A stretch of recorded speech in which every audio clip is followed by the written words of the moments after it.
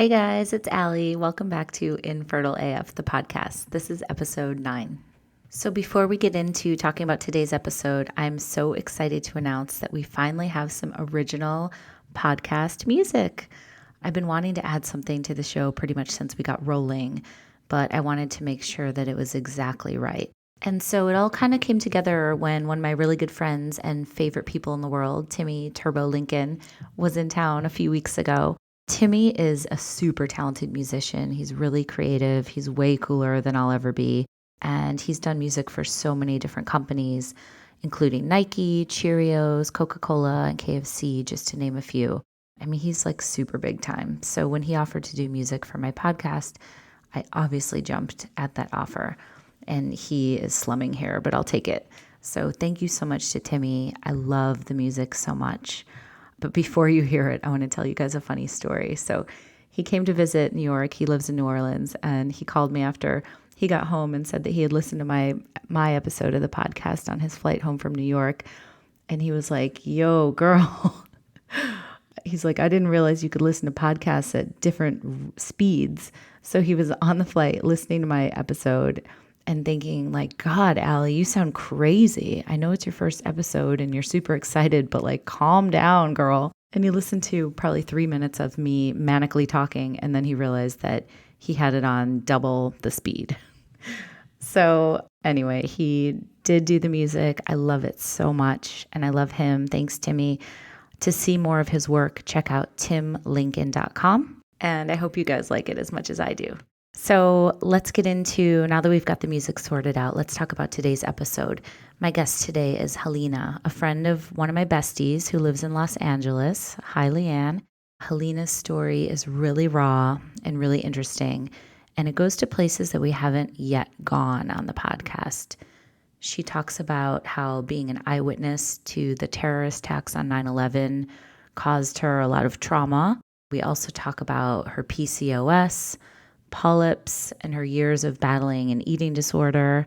The 9/11 stuff kind of comes into play too, because she realized that she had some undiagnosed PTSD, and it all kind of ties in together to her infertility stuff. We also talk about how when she was pregnant with twins, they ended up losing one of the babies, the boy, at 21 weeks. And Halina really gets into the difficult experience of still being pregnant with one baby, but knowing that the other one is not viable, still inside of your body. And she describes it so well, saying, quote, I was celebrating and mourning at the same time. So I was really touched by her story, and there's a lot of ups and downs. And I just want to thank her for sharing it with all of us. She's been through so much, but she's come out the other side really wanting to help people. And that's why she wanted to talk to me and to you guys. So without further ado, this is Halina's infertility story.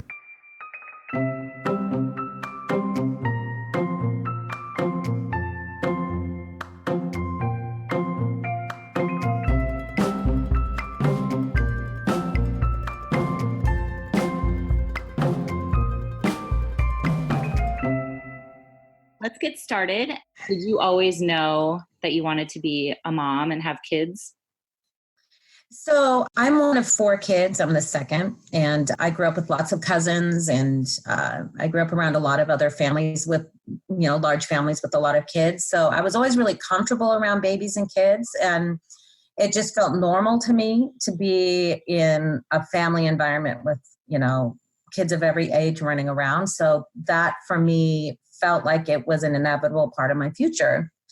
And by the time I was a teenager, I knew that because of sort of generations of troubled family relationships and dysfunction in my family, that having kids and raising them in an emotionally healthy home was a way to change those patterns, and that was going to be a really important job for me. So I knew I wanted kids someday. There are a lot of women who are itching and, like every cell in their body wants to have babies and kids. I was not that person for most of my life. I knew I wanted them, but I guess I had a little more patience than a lot of people. I can't say why that is. It could just be that, I had a confidence that it would happen in the right time, or that, maybe I just was really disconnected from my desires, which is something that's consistent in my life too. But my husband and I met in New York City. We were both temping in the music business, and we started dating in the spring of 2001. And within about 3 months, we got pretty serious and we knew we were in love. And I felt that this was different than any other of the high drama relationships I'd had before. This one just felt grounded and real and honest, and there weren't any weird games going on. So this was spring 2001, and then 9/11 happened. And at the time, I was staying most nights with him in the East Village, at his apartment in the East Village. So I was downtown, and I was nannying for a family in Soho, so I could just walk from his apartment to my job. So on 9/11, that's what I did. And I got to my job, and my boss was like, "Oh, what are you doing here? You're not supposed to be here today." And then literally 10 minutes later, we heard a plane flying low overhead. We ran to the window. We saw the plane hit the building. We saw the second saw that thing. We saw the buildings collapse. I saw bodies falling out of the sky. I was an eyewitness. And needless to say, it was traumatic. But what happened, as far as, my husband, my then boyfriend, was it brought us closer together. And it, later that night, after a day of just, literal hell, when he was able to get back on the trains were running again. He could get past the checkpoints to get home, and we reunited. I realized, I'm like, oh, you are my home. When I saw him, it just was very clear that whatever happens in my life, he's my home. So that was, our first year. That was in our first dating, and we moved in shortly thereafter and moved to Brooklyn and have been together ever since. Okay. And then after you guys got married, how long was it before you started trying to have a baby? We got married when I was 33 engaged when I was 33, married when I was 34. And at that time I knew I had polycystic ovarian syndrome. I had PCOS. I had diagnosed in my 20s. So I always knew that I would have challenges when it came time to being pregnant, but I didn't really know what those challenges would be. So right when we got married, I think it was the year after 2008, I went off the pill, and we just kind of agreed, let's just see what happens. Let's wait and see. Maybe it'll be easy. We don't know. But after a couple of years, without getting pregnant, I realized that we were going to need some help. We were going to need some kind of intervention. So I also knew the earlier we got that help, the better. So on my OB's recommendation, we started working with a fertility specialist, and I started getting regular acupuncture because I'd heard that can be helpful with fertility in general, and specifically for people with PCOS. Right. So how old were you at this time? I was 35, I think. Okay. And were you just having trouble getting pregnant, or had you had a miscarriage at this point? No. At that point, I just was not on the pill. We weren't using any kind of protection. It'd been that way for a couple of years. Okay. And I bought a book on natural fertility, and that was really educational about everything from cycles to fertility to PCOS to, diets to, everything you can do to improve your chances. Mm-hmm. And I was using my guideline, but in 2 years we didn't get pregnant. And so by what I have been, 36. And I knew that the closer I got to that age, the fewer eggs I would have. So I knew we had to sort of put things in fast motion. Mm-hmm.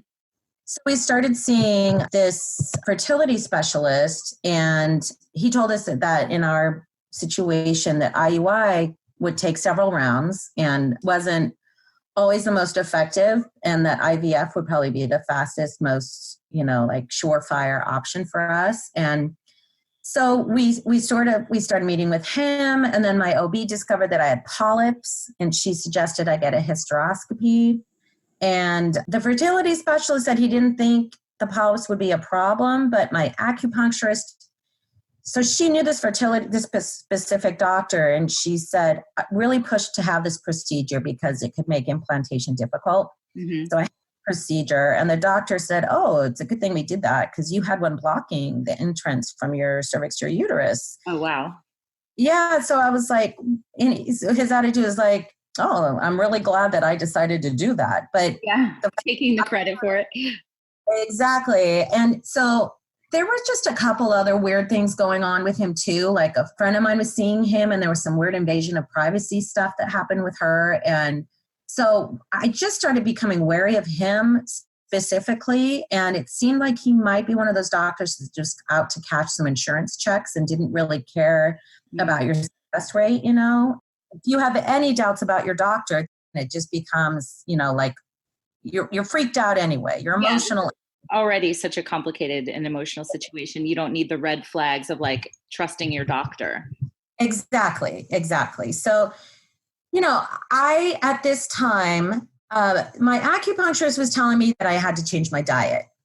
She was saying, okay, for your body type and the types of reactions you're having to certain foods, your fertility and your overall health would improve if you stopped eating gluten and sugar and you stuck to a low carb diet.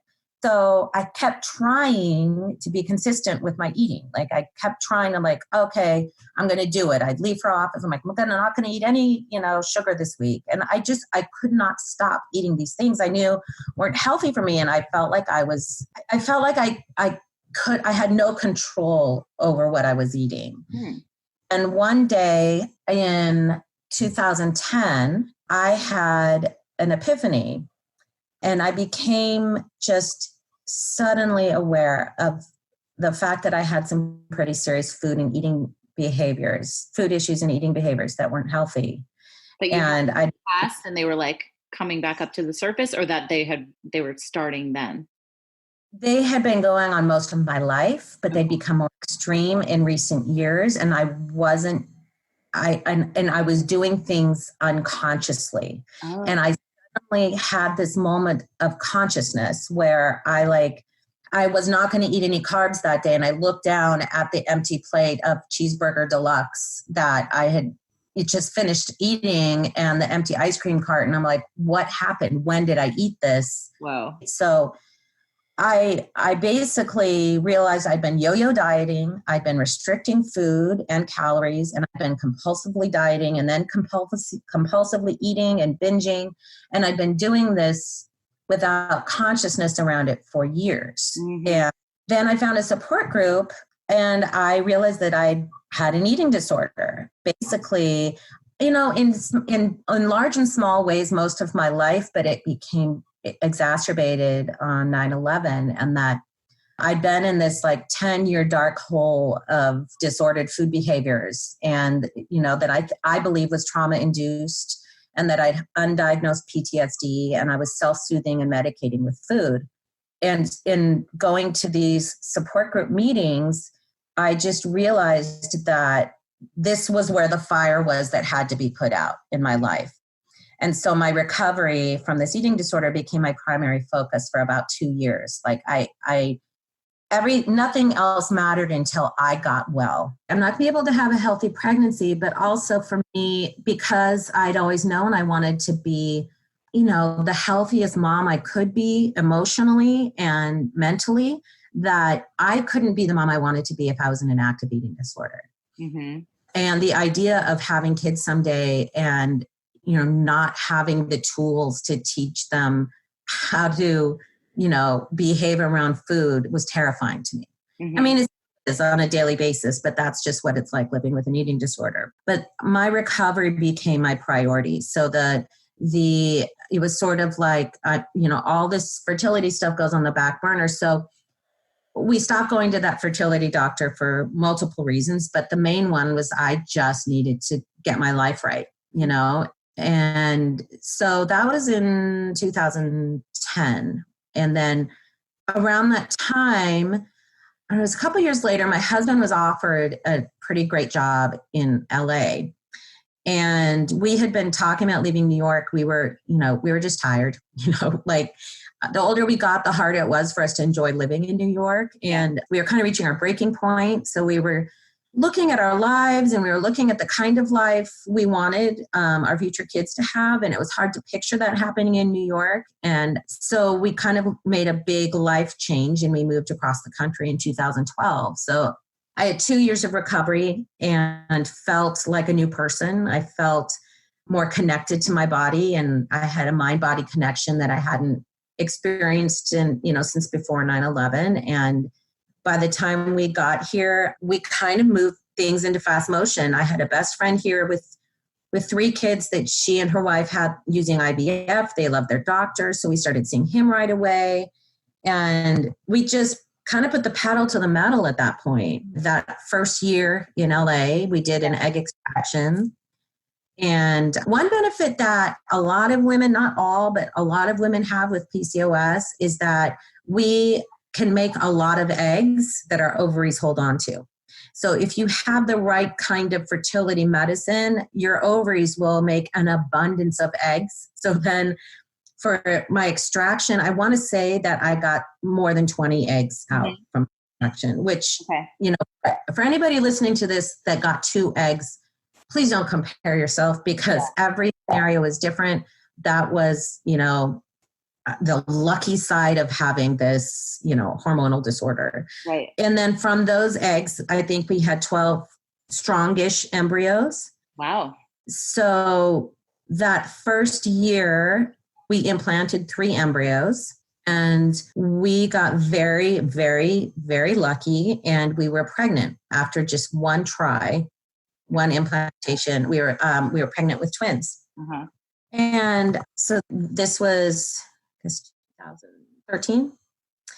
And then, so I think most women do this when they're pregnant. You wait through your first trimester. Your first trimester, you'll tell your closest people that you're pregnant, But then as you move out of that first trimester, you start telling the world. And so, all of the people in my life knew I was expecting twins. And then our 19th or 20th week, when we went to find out the gender of our babies, we discovered that I was pregnant with a boy and a girl. And we discovered that baby B, the boy, had some major chromosomal abnormalities and had heart defects, and that he would not make it to term. And then by the 21st week, we lost the heartbeat. Yeah.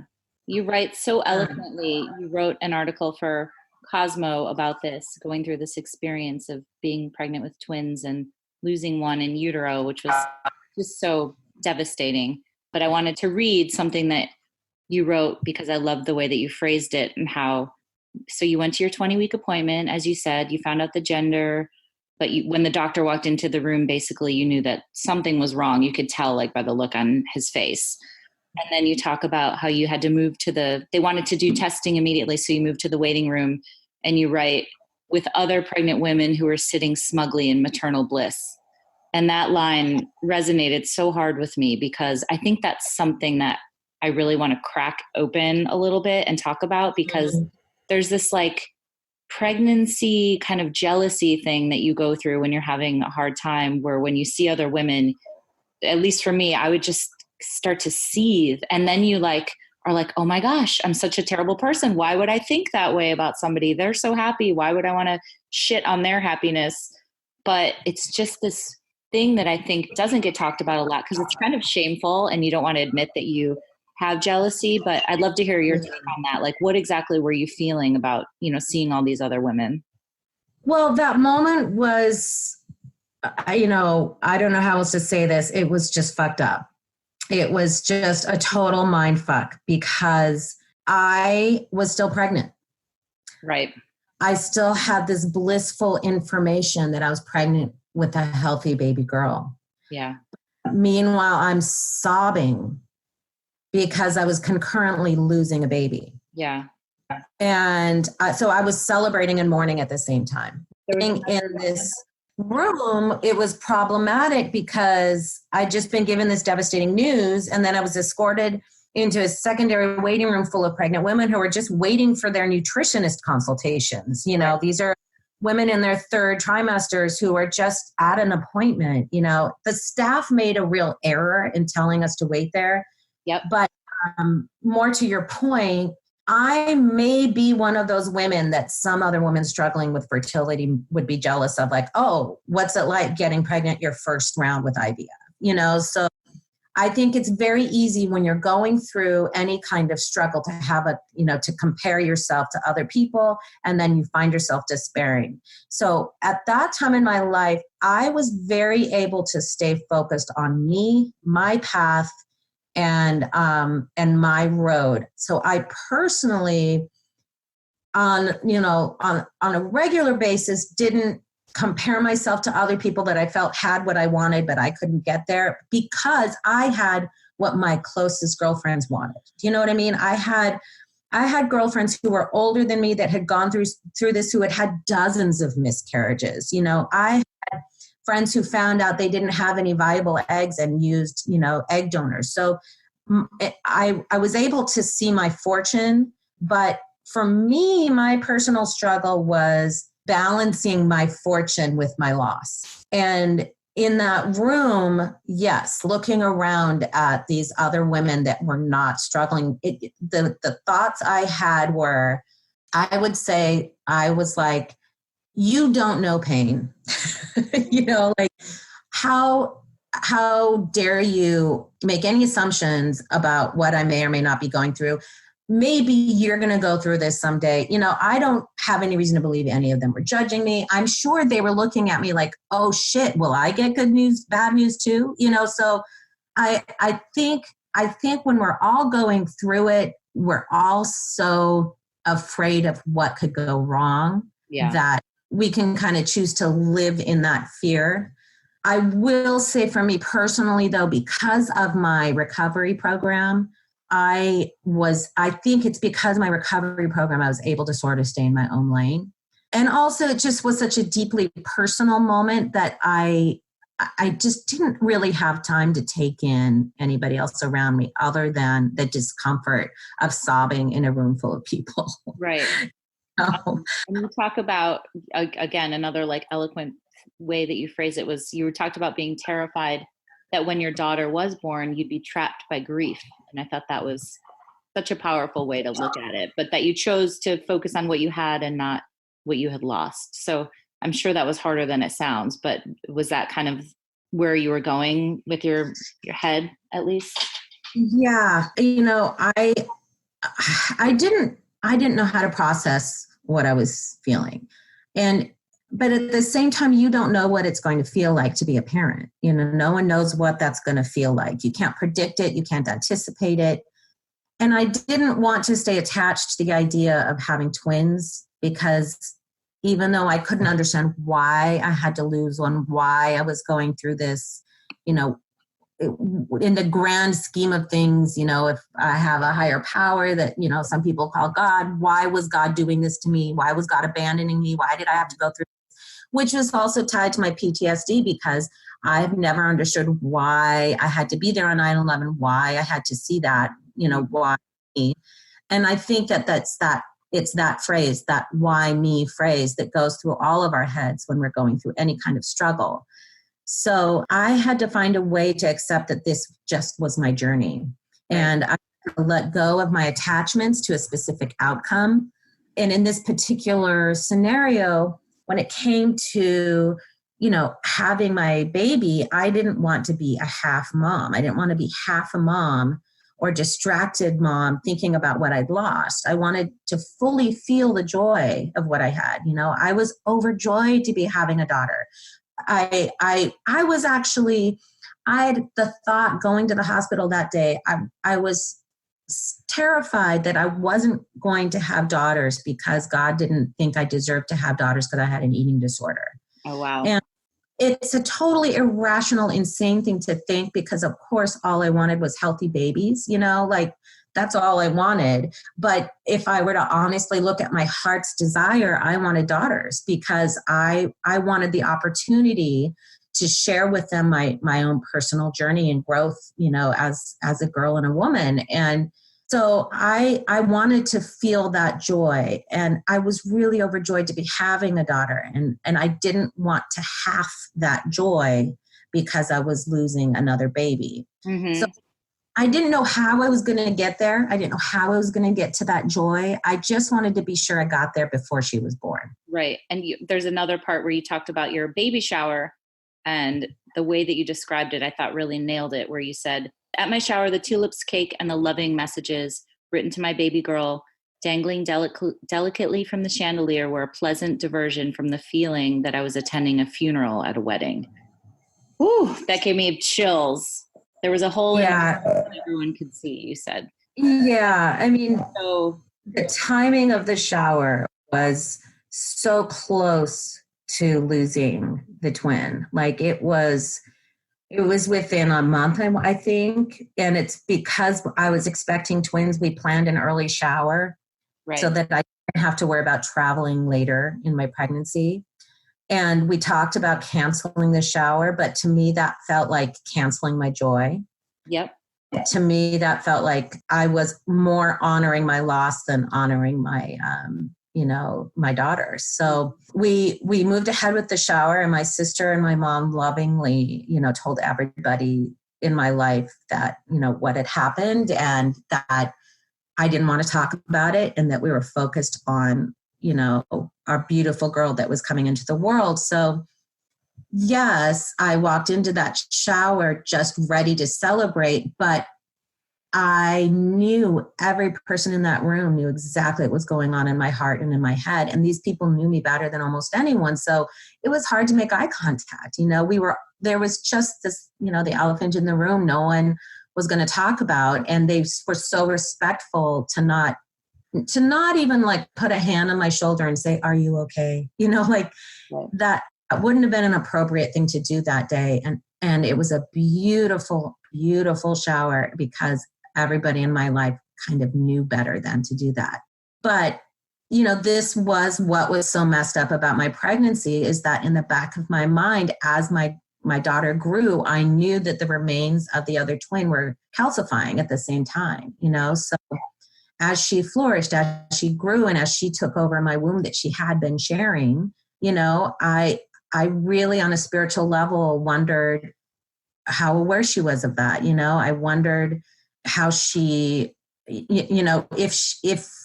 this was going to impact her in life, if it was impacting her then. And because I don't have answers to those questions, I just tried to push the questions out. Mm-hmm. And the only way to get over grief is time. And it's not that the pain goes away. The pain just gets easier to live with over time. And to this day, I still mourn that loss, but it's not, I've had other losses since, and it's not acute anymore. And I see it as a big, as one painful part of a broader journey. And the journey is what's more important. And I will also add that this was a really complicated time for us, because as we were going through all of this, my father-in-law was very sick on the other side of the country. Mm-hmm. And all my husband and I could do was just hold each other through this. I don't remember even being able to really talk about anything, even with each other. We were just feeling it. That we just both were feeling so much at that time that to talk about it just would have meant being a constant mess. So, I made the choice to go back to work pretty quickly after losing the twin, because I needed to establish some kind of normalcy. I needed to be thinking about spreadsheets and conference calls instead of, dead babies. Right. I needed to keep my brain moving forward. I knew that I had to have a respectful mourning period, which I felt I had, but I needed my brain moving forward because my body and my pregnancy were moving forward. And I needed to sort of progress in tandem with that. So I had a friend at work explain to my coworkers what happened, and that obviously I didn't want to talk about it, and that we were just moving forward. And as I say this, I don't want anyone to think I was sweeping anything under the rug and avoiding feeling anything, because I'm in recovery. I was able to feel things for the first time in my life in a very long time that I had been numbing out with food. Mm-hmm. So I was fetal and sobbing on the floor, holding my dog, screaming "why" at the ceiling way, which I think is an appropriate reaction to all of this. Mm-hmm. But when it comes to moving on with your life, when you're grieving, you find a way to do it. And, the small, unimportant things like spreadsheets are easier to focus on than the big life altering things. Mm-hmm. So tell me about in July 2013, you went into labor. Yeah. So again, this is just a month before my due date. On my 40th birthday, my father-in-law passed away. Oh, wow. So my husband was on the East Coast, and I was not able to be there with him because I was so far along. And that was it was a devastating, complicated, emotional time for us. But by July, I had a really healthy pregnancy after that, a very healthy. I had great energy. My sister is a doula, or she was a doula, and she was my doula, and she lived in the Seattle area. So as my due date approached, we talked about her coming down and kind of being available. So what ended up happening was in July, I guess it would have been July 18th of 2013, I was full term and I was at work. I started having contractions and Mercury was in retrograde. So the fax machine wasn't working. I wasn't getting my forms in from my maternity leave. Nobody's phone was working. I was trying to call my husband to tell him I was in labor. His phone wasn't working. He wasn't answering. It was going to voicemail and then his phone suddenly died. I'm on the 405 driving, having regular contractions, trying to call my sister, trying to tell her what was going on. The phone's You're driving yourself as you're having contractions? Yes. Oh my God. Yes. And she's like, time them. And I was just like, I'm not going to time them. You time them. And I got home. My mother-in-law was living with us at the time. Thank God. So I got home. I wasn't alone. My husband worked in Orange County at the time, which was about an hour and a half, 2 hours away. We'd had a couple brief conversations on the phone, so he knew I was in labor and I knew he was trying to get home. But as the hours went by, in my head was like, well, I guess I'm a single parent now. When you're in labor, you just kind of catastrophize as the pain increases. So right.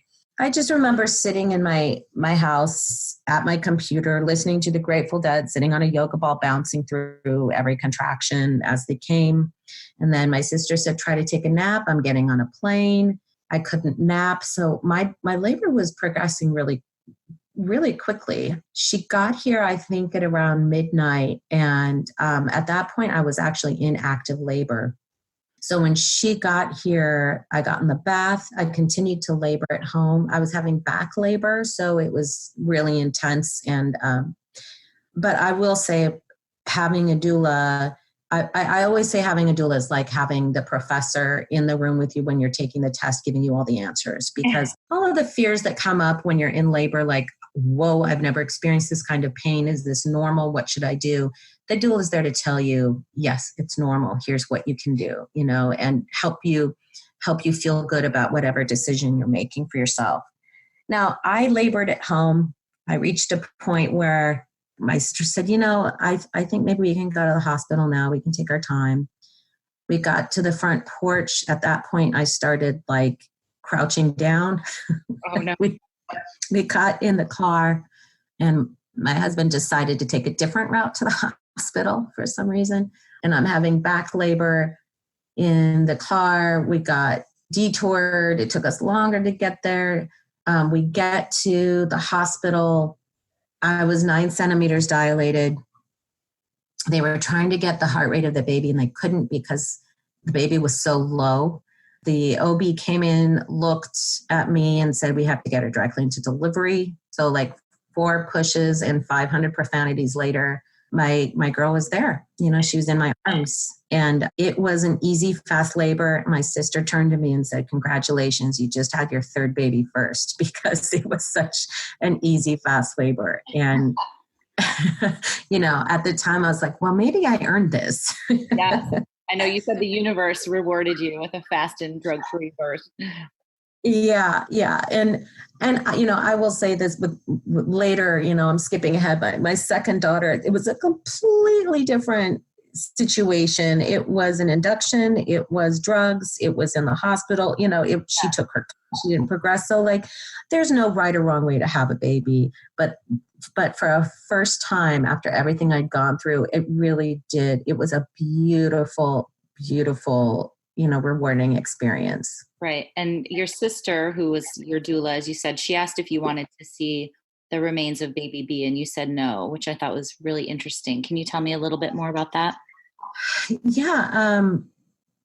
Enough time had passed between, my 21st week and my 39th, 40th, whichever week I was in, that I knew, this was just calcified cells.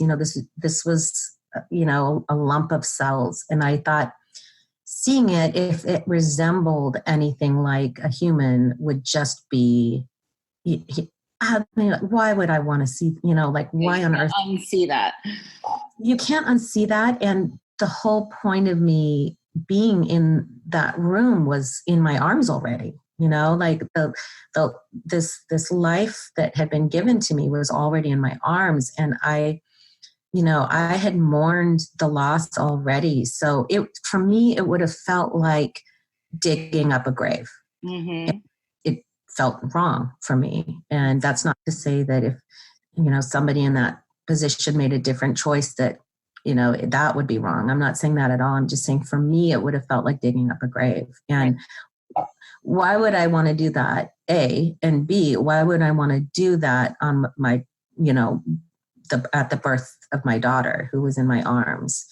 I had found a way to mourn and celebrate the baby that I'd lost in the months previous. And I didn't need to do that in that moment. I was singing to her. I was holding her. I was crying. She was nursing. It was such an extraordinary birth experience that I didn't want to tarnish it at all, so. That's beautiful. So she's 5 now? Going on 6? Yeah, she's 5.5. She's almost 6. And have you or will you talk to her about her twin brother, do you think? Or my husband and I talked about it briefly, about whether or not we would, when we would. And we agreed that maybe someday when she's older. She's an incredibly sensitive and empathic girl, and she understands a lot for her age. But we don't want her to feel anything she's not emotionally mature enough to understand. Mm-hmm. So we're just going to go with our guts on this. We're going to take 1 year at a time. She's still very young, but sure. I imagine I will tell her, but at a time when when I feel in my gut she's emotionally ready to understand it. Understood. Yeah. So did you guys know, after all you'd been through, that you mentioned, obviously you do have another child, another girl, right? Yes. Did you guys know that you wanted more kids, or did it take a minute to come to that conclusion? Or I just kept thinking about those embryos, and with the amount of loss we went through in that year, I'm like, I want to have all the babies in the world right now. And like the birth was so easy. I'm like, let's just have all of those babies.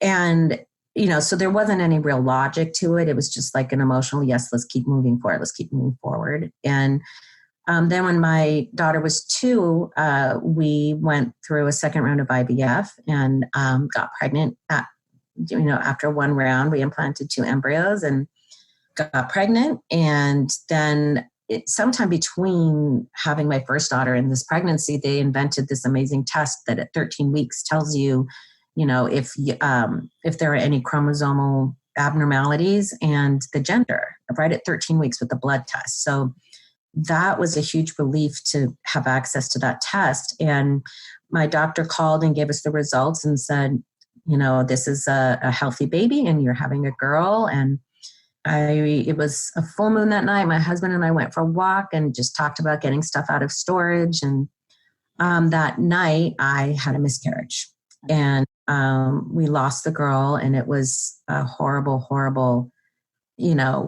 loss. It was at 13 weeks. Mm-hmm. And I had to go to the hospital in an ambulance. I had 2 blood transfusions. Oh, gosh. it was incredibly intense. It was horrible. But this time, it's not that it was any less painful, but I had a different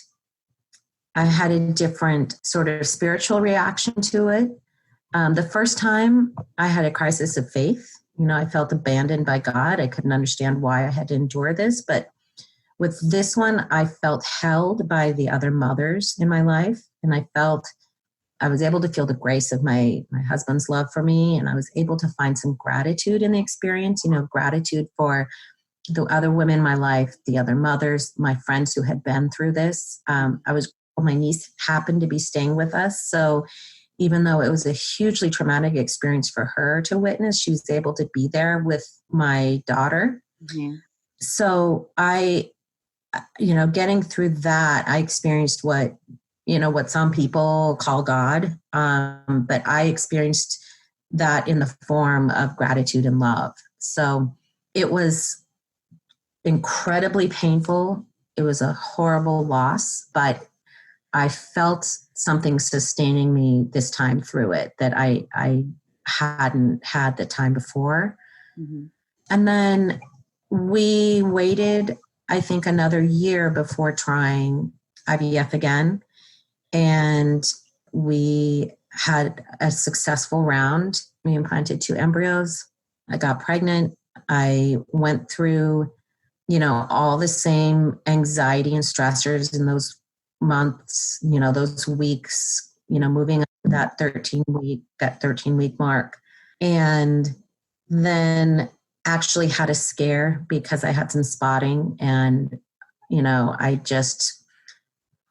didn't know if I could go through it again. My husband said, I can't go through this again. But luckily we got to the doctor. It turns out my progesterone had dipped, dramatically. And I went on, they doubled my progesterone doses and it brought them back up, the levels back up to normal. And then following that, I had a healthy, normal pregnancy. And I had my second daughter 20 months ago. Wow. Yeah. So what are your little girls' names, if you don't mind? Azora is 5.5. Azora James. She's named, my paternal grandmother's middle name was Azora, and James is my husband's grandfather's name. Mm-hmm. And our second daughter is Alice Aurelia, and Alice was my great grandmother's name, and Aurelia is my mother-in-law's name. Beautiful, beautiful. What would you say is your favorite part of being a mom? Discovering every day who my kids are. I think that whether or not you share DNA with your kids, you have no idea what their personalities are going to be or what traits, they're going to have that you can help to cultivate, to help them blossom into themselves, and guiding them to be loving towards each other no matter what, and seeing their love grow is just beautiful. And I try to remember that they're the teachers and that they're really here to teach me to love more. And that is just a beautiful, beautiful experience. And just the daily surprises in finding out who they are, with what they say, what they do, what they discover, how they express themselves. It's incredibly, it's enriched my life so much. Yeah. And if you had to say, if anyone listening right now, is going through infertility struggles or has maybe lost a baby or a miscarriage, do you have any words of advice or wisdom or hope just for people that might need a little something? I would say that there's nothing more beautiful than wanting to expand your heart to make room for more love. And that there are many ways to do this: building a life with a partner, with a pet, birthing a child, adopting or fostering a child, becoming a step parent, becoming a surrogate aunt or uncle to a friend's kid.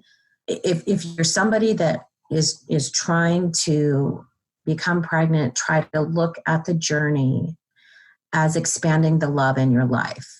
And know that love is a constant, no matter what your circumstances are. And that if you focus on the love you do have and you build a support group around you of loving friends and family, no matter what you're going through, if you experience loss, if you discover you're not able to actually have your own kids, you have friends and loved ones who can help bolster you. And I think that also, if you do experience any kind of loss, it's important to have a friend or a loved one who's that person that you can just send a text to, and they'll let everybody else know in your life what's going on, so that you aren't in a position of being the messenger. But ultimately, what we're trying to do here is expand the love in our lives, and there are a lot of ways to do that. And having kids is one way, and it's a beautiful, rewarding experience that I hope everybody gets to experience who wants to experience it. I love that, expanding the love in our lives. That's such a good note to end on. I want to thank you so much for sharing your story and for just being so honest about everything. It's probably not easy to relive some of that, but I really appreciate it and know that we're going to help some people that need to hear these kinds of stories. So thank you for doing this. And if there's anything else, just let me know. Hi again, guys. So I want to thank Tim Lincoln again for my incredible Infertile AF theme song. I love it so much. Hope you guys like it as much as I do. And I also want to thank Halina for her honesty and for sharing her story. And I want to thank all of you guys for listening. Next week, we have our first guy on the podcast, so please make sure to stay tuned for that. And I will see you next time. Thanks.